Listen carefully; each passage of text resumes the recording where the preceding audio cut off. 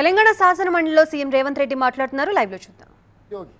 ప్రభుత్వ ఉద్యోగి జీత భత్యాలు తీసుకొని ఒకప్పుడు కోవిడ్ వచ్చినప్పుడు వర్క్ ఫ్రమ్ హోమ్ అని కొన్ని ఫెసిలిటీస్ ఇచ్చిండ్రు అధ్యక్ష. ఇప్పుడు అవి కూడా డ్రాప్ చేసిండ్రు. మరి వారు వర్క్ ఫ్రమ్ హోమా వర్క్ ఫ్రమ్ ఫామ్ హౌసా నాకు తెలీదు. వారు వాళ్ళ బాధ్యతలు నెరవేరుస్తలేరు. దయచేసి ఆ సభ్యులు ఇప్పటి దగ్గర ఇక్కడ ధర్నాలు చేసిన సభ్యులు ప్రధాన ప్రతిపక్ష నాయకుడి ముందు వెళ్ళి ధర్నా చేసి నిరసన తెలిపి దీక్ష చేసి వారిని సభలోకి తీసుకొచ్చి ప్రజా సమస్యల్ని ప్రస్తావించే విధంగా వారికి ఒక అవగాహన లేకపోతే వారికి ఒక అవకాశాన్ని కల్పించడానికి చేసి ఉంటే నిజంగా మనస్ఫూర్తిగా వాళ్ళని అభినందించి ఉండేవాడిని అధ్యక్ష. లేని వాటిని ఊహించుకొని కాయించుకొని ఇక్కడ ప్రశాంతంగా జరగాల్సిన సభను తప్పుదోవ పట్టించే విధంగా వాళ్ళు ప్రయత్నాలు చేసి చివరికి వాకౌట్ చేసిండ్రు అధ్యక్ష. అది సరే, వాళ్ళ ఆలోచన వాళ్ళ విధానము. ఆ విధానానితో నేను పెద్దగా వాదించదలుచుకోలేదు అధ్యక్ష. ఇప్పుడు నిద్రపోయేవాడిని నిద్ర లేపొచ్చు, నిద్రపోయినట్టు నటించేవాడిని మనం నిద్ర లేపలేము అధ్యక్ష. సార్, ఇదిగోండి నా రెసిగ్నేషన్. ఎందుకు? నేనే జాబ్స్ ని క్రియేట్ చేసి బాస్ అవ్వాలనుకుంటున్నాను. ఎలా? బాస్ వాలా బీ ద బాస్. సో గిచ్చితే తంతే లేవనోడు అంటే గిచ్చితే లేస్తాడా అనేది పెద్దలు చెప్పారు. కాబట్టి వాళ్ళు కావాలి అని ఇట్లా వ్యవహరిస్తున్నప్పుడు నేను చెప్పడానికి ఏం లేదు అధ్యక్ష. ఏదేమైనా నేను స్పష్టంగా మళ్ళీ ఒకసారి చెప్తున్నా, చంద్రశేఖరరావు గారు ఆరోగ్యంగా ఉండాలి. 100 సంవత్సరాలు వారు ప్రతిపక్ష నాయకుడిగా రాబోయే ఇంకో 30 ఏళ్ళు కూడా వారు ప్రతిపక్ష నాయకుడిగా ఉండి ఈ సభలోకి రావాలని కోరుకుంటున్నాం అధ్యక్ష. ఇది నా ఉద్దేశం, నా ఆలోచన. వారందరికీ కూడా సభ్యులకు తెలియజేయాల్సిందిగా కోరుకుంటున్నాను అధ్యక్ష. మళ్ళీ అవకాశం వచ్చినాడు.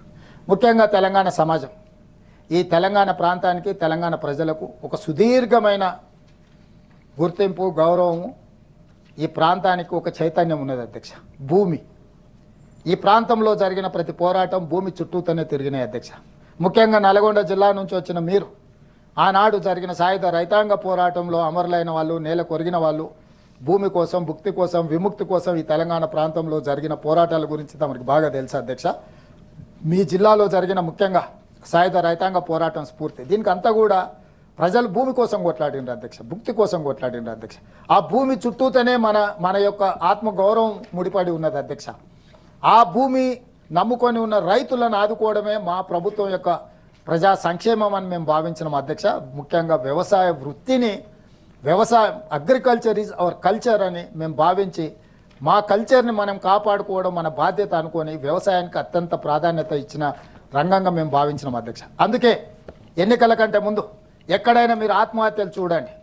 ఆత్మహత్యలు రైతు పెట్టుబడి కోసం, పంట పండించడం కోసం, తన వృత్తిని ప్రవృత్తిగా మార్చుకొని ఆ భూమి కోసం లాభం రాకపోయినా, లాభసాటిగా లేకపోయినా తరతరాలుగా భూమినే నమ్ముకున్న కుటుంబాలు అప్పో సప్పో చేసి పంట పండించి ఇత్తనం వేస్తే ఆ ఇత్తనం మొలకెత్తి మొలక పంటగా మారి పంట లాభసాటిగా మారే వరకు రైతుకు దినదిన గండం అధ్యక్ష. కానీ ఏ ప్రకృతి వైపరీత్యం వచ్చినా, అకాల వర్షాలు వచ్చినా, లేకపోతే లేని కరువు వచ్చినా, ఏదొచ్చినా రైతుకు పిడుగుపాటుగా మారి రైతును అప్పులపాలు చేస్తే, అప్పు తెచ్చుకున్న రైతు అప్పులవాడి ఇంటి ముందుకు వస్తే ఆత్మగౌరవంతో తలెత్తుకోలేక కట్టుకున్న భార్య ముందో, కన్న కొడుకుల పిల్లల ముందో ఆ అవమానాన్ని భరించలేక రైతులు ఆత్మహత్యలు చేసుకుంటున్నారు అధ్యక్ష. రైతు ఆత్మహత్యలకు ప్రధానమైన కారణం రైతు యొక్క అప్పు. అందుకే అప్పు ముప్పుగా పరిణమించకూడదు. ఆ అప్పు నుంచి రైతును విముక్తి చేయాలని ఆనాడు ఎన్నికల మేనిఫెస్టోలో పెద్దలు జీవన్ రెడ్డి గారు లాంటి ప్రజాప్రతినిధులు ఇచ్చిన సూచన మేరకు రైతుకు 2 లక్షల రూపాయల రుణమాఫీ చేస్తామని ఎన్నికల హామీ ఇచ్చి మొదటి 10 నెలల్లోనే 25,35,000 మంది రైతులకు 20,612 కోట్ల రూపాయల రైతు రుణమాఫీ చేసి ఇది రైతు ప్రభుత్వము, వ్యవసాయం దండుగ కాదు వ్యవసాయం పండుగ అని నిరూపించుకున్న ప్రభుత్వం మా ప్రభుత్వం, ప్రజా ప్రభుత్వం అధ్యక్ష.